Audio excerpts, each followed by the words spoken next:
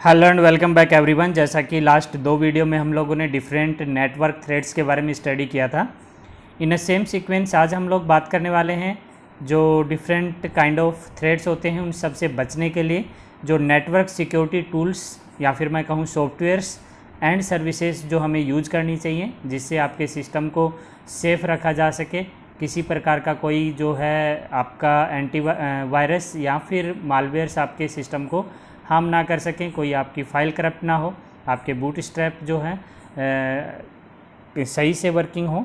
सो इन सब चीज़ों के लिए हमारे पास एक सिंपल सा सॉल्यूशन ये है कि या तो हम ऐसे टूल्स का यूज़ करें जो आपके पर्टिकुलर इन्हीं के लिए डिज़ाइन किए जाते हैं, या फिर आपके कंप्यूटर्स के अंदर जो ऑलरेडी सर्विसेज हैं उनको आप ऑन करके रखें।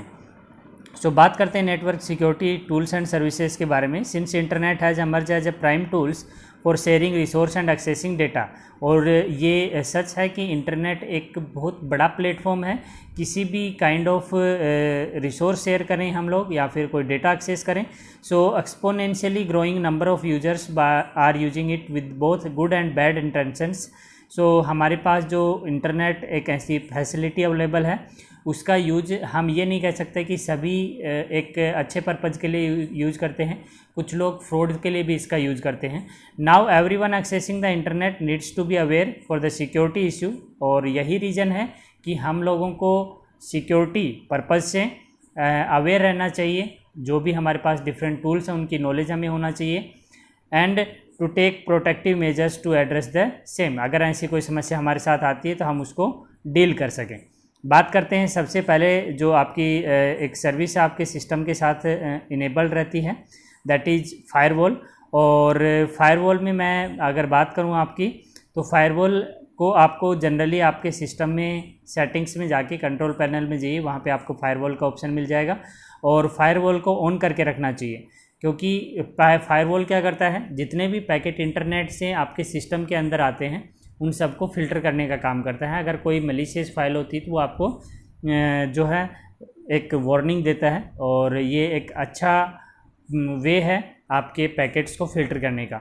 Now firewall aim to protecting the internal network of an organisation, home और individual from malicious traffic from the external network. जो एक्सटर्नल नेटवर्क से यहाँ पे मीनिंग है, फॉर एग्जांपल आपका इंटरनेट है, तो इंटरनेट से अगर कोई मलिशियस फाइल या फिर कोई हार्मफुल फाइल आपके सिस्टम में आती है तो वो आपका फायरवॉल उसको फ़िल्टर करके सेंड करता है। सो राउटर और a computer may be installed between external network or internal network for this purpose. So firewall inspects the network traffic.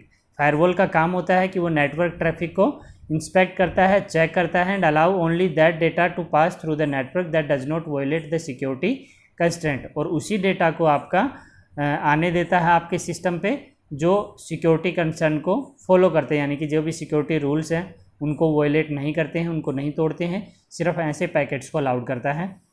So hardware firewall in the form of router prevents malicious softwares from the entering your network from outside the network। जो अलग network से आपके data कोई आप access कर रहे हैं, आपके सिस्टम में कोई डेटा आ रहा है, तो इन ऐसे केस में आपकी जो malicious फाइल है या कोई सॉफ्टवेयर है उसको आपके सिस्टम पे आने से रोकता है, बचाता है firewall.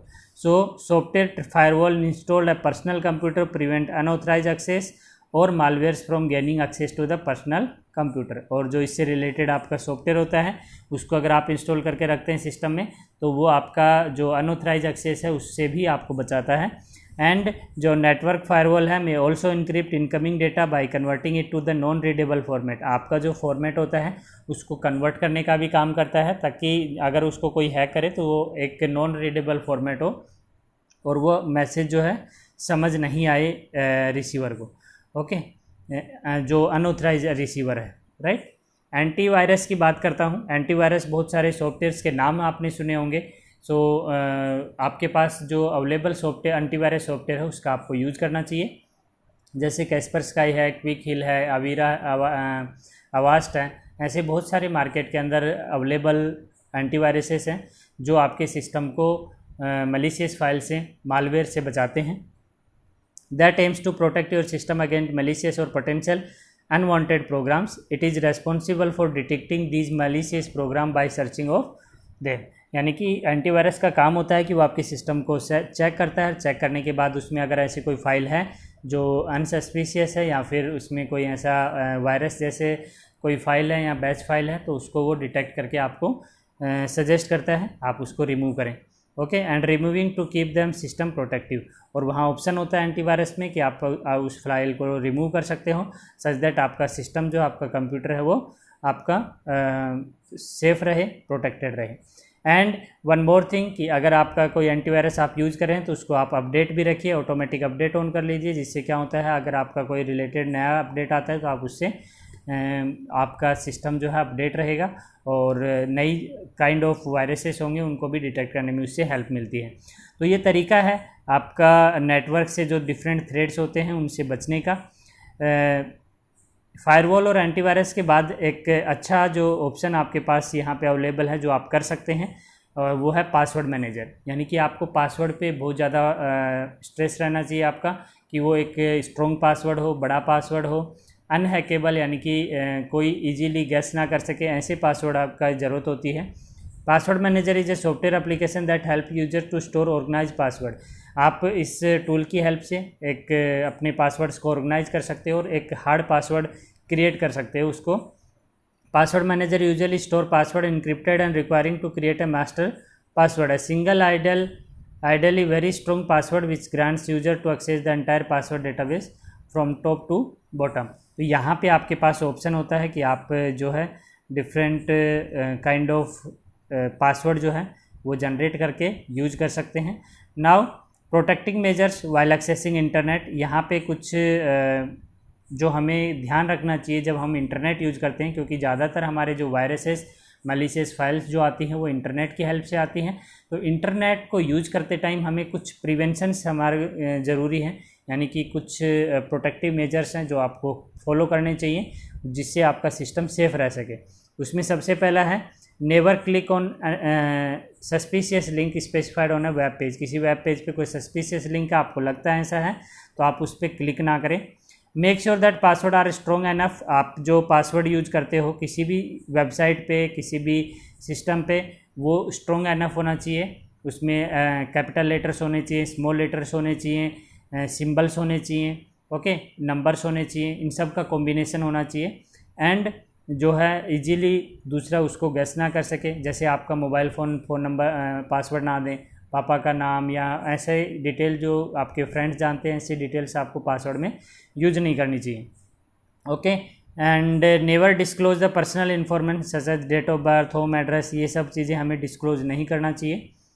Report phishing issue to concern authority. अगर आपको फिशिंग से रिलेटेड आता है, यानी कि लुभावने कोई मेल आ गया, आपकी लॉटरी लग गई है, ये है एंड सो ऑन, तो आप उन पे या तो आप उनको डायरेक्ट डिलीट कर दीजिए, अदरवाइज़ आप रेस्पेक्टिव जो स्पैम मेल है उसमें करिए, या फिर cybercrime.gov.in गवर्नमेंट की वेबसाइट है, इस पर आप जो है केस कर सकते हैं, यानी कि FIR लॉन्च कर सकते हैं।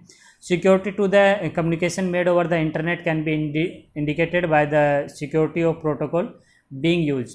आप जो HTTPS यूज करने वाली वेबसाइट हैं उनको ज़्यादा यूज करें जो सिक्योर होती हैं। Okay, ensure that web browsing being use to accessing the web is updated and secure. याद रहे आप अपने ब्राउज़र को अपडेट रखिए, आप जो भी सॉफ्टवेयर टूल या यूज करते हैं उसको अपडेटेड रखिए, जिससे जो है नए काइंड ऑफ जो वायरस होते हैं उससे भी आपको बचने में हेल्प मिलती है। Now be selective while making the friend on the social networking. हर किसी को दोस्त नहीं बनाना है सोशल नेटवर्किंग पे, आप पहले देख लें कि आप उसे जानते हैं या नहीं जानते हैं। अगर नहीं जानते हैं तो आप अगर फ्रेंड रिक्वेस्ट है तो उसको एक्सेप्ट ना करें, और बाद में फाइनली जब आपको पता चले कि ये काइंड ऑफ पर्सन कौन है जो आपसे फ्रेंडशिप करना चाह रहा है, अगर आपको कन्फर्मेशन हो देन आप उसको रिक्वेस्ट को एक्सेप्ट करें। Okay, do not post any offensive content.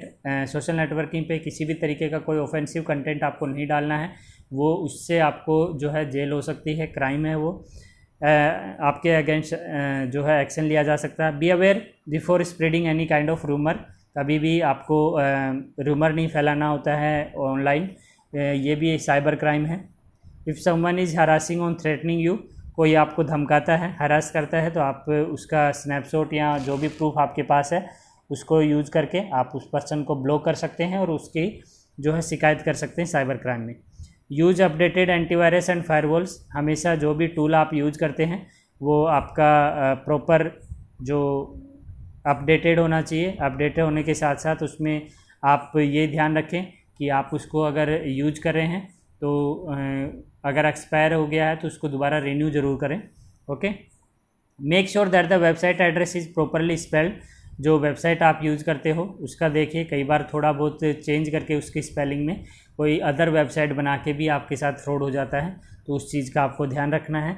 Delete cookies periodically, अगर आपकी कुकीज़ क्रिएट होती हैं तो उनको पीरियोडिकली डिलीट करते रहना चाहिए, क्योंकि बहुत बार ऐसा होता है हैकर्स आपकी कुकीज़ से आपका डेटा जो है वो एक्सेस कर लेते हैं। That is called unauthorise access, and इस केस में आपको कुकीज़ भी फ्रीक्वेंटली डिलीट करनी चाहिए। ओके, सो नेक्स्ट टाइम हम लोग बात करेंगे ये जो different kind of cyber crimes के हम लोग बात कर रहे हैं, तो उससे रिलेटेड क्या क्या साइबर लॉज होते हैं उनके बारे में स्टडीज करेंगे। So till then keep watching, keep learning, thank you.